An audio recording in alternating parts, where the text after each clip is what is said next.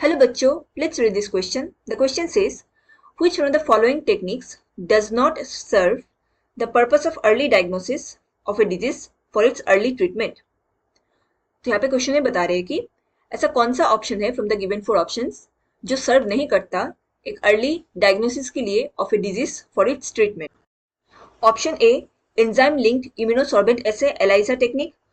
Option B, recombinant DNA technology. Option C, serum and urine analysis. Option D, polymerase chain reaction technique. So, to answer this question, let us understand the key concept of this question. Here, the key concept is early diagnosis of a disease.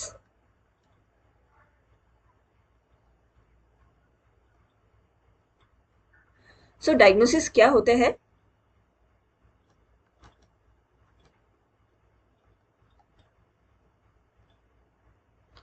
It is the process of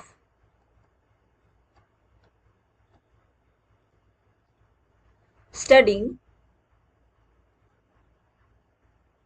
symptoms of disease in a person. एक person के अंदर जितने भी disease के symptoms है उनको study करने के प्रोसेस को ही डायग्नोसिस कहा जाता है. नाउ डायग्नोसिस प्रोसेस में क्या क्या स्टेप्स फॉलो होता है? सबसे पहले तो फिजिकल एग्जामिनेशन होता है पेशेंट का to identify the symptoms.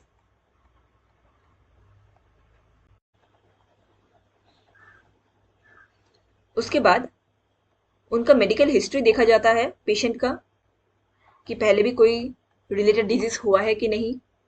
And finally test carried out किए जाते हैं. कई सारे टेस्ट करने होते हैं बॉडीली फ्लूइड्स का टू रेक्टिफाई और आइडेंटिफाई द डिजीज. सो जो कन्वेंशनल मेथड्स यूज होता था पहले के टाइम में to identify a disease, it includes urine sample test, serum sample test, stool test, etc. पहले के टाइम में यही कुछ ऑप्शंस हुआ करते थे जिससे डिजीज का डायग्नोसिस पता कर पाते थे. एंड ये जो टेस्ट होते हैं ये डिजीज होने के बाद बहुत ही लेटर स्टेज में जब हाई सिम्टम्स आने लग जाते हैं तभी हम इस टेस्ट को कर पाते हैं. सो कन्वेंशनल मेथड्स से हम can not diagnose a disease in early stage. So ये अर्ली डायग्नोसिस के लिए सुटेबल मेथड नहीं होता.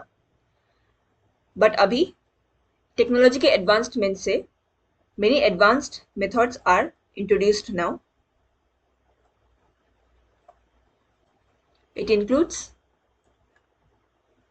PCR, that is polymerase chain reaction.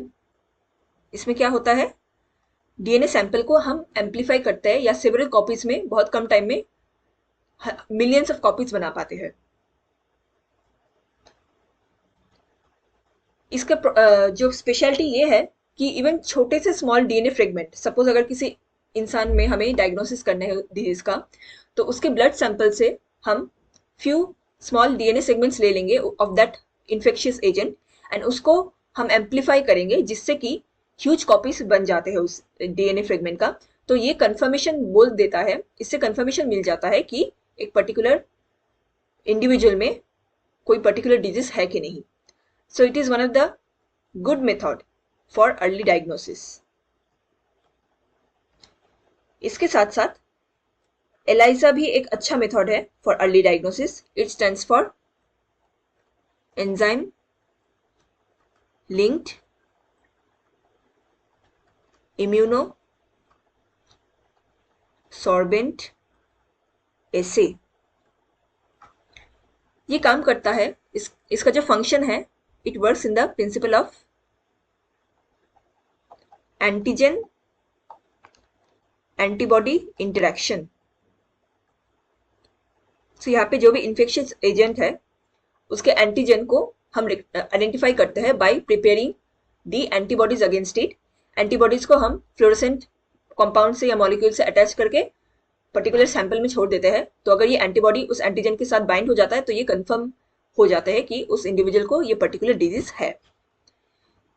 And another technique that is recombinant DNA technology, ये भी यूज किया जाता है।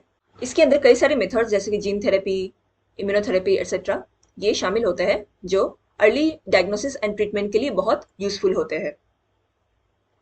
सो नाउ क्वेश्चन में पूछा गया था which one of the following techniques does not serve the purpose of early diagnosis of a disease for its early treatment? So option A enzyme linked immunosorbent assay ELISA technique, ये early diagnosis के लिए, early treatment के लिए ये help करते हैं। It serves the purpose. Option B recombinant DNA technology, ये भी सर्व करते हैं। Option C serum and urine analysis, ये सर्व नहीं करते हैं, ये क्योंकि ये कन्वेंशनल मेथड में फॉल करते हैं। ये आफ्टर डिजीज के कई टाइम बाद जब हाई सिम्टम्स आने लगते हैं तभी हम सीरम एंड यूरिन एनालाइज के लिए टेस्ट करने जाते हैं एंड उसका कंफर्मेशन लगा पाते हैं। सो ये अर्ली ट्रीटमेंट के लिए सही नहीं है। And option D polymerase chain reaction technique, ये भी सर्व करते हैं। सो हमारे इस क्वेश्चन के लिए जो आंसर होगा it is option C serum and urine analysis, जो सर्व नहीं करते हैं for the purpose of early diagnosis of its early treatment. So the correct answer for this question is option C. Hope you understood it well. Best of luck.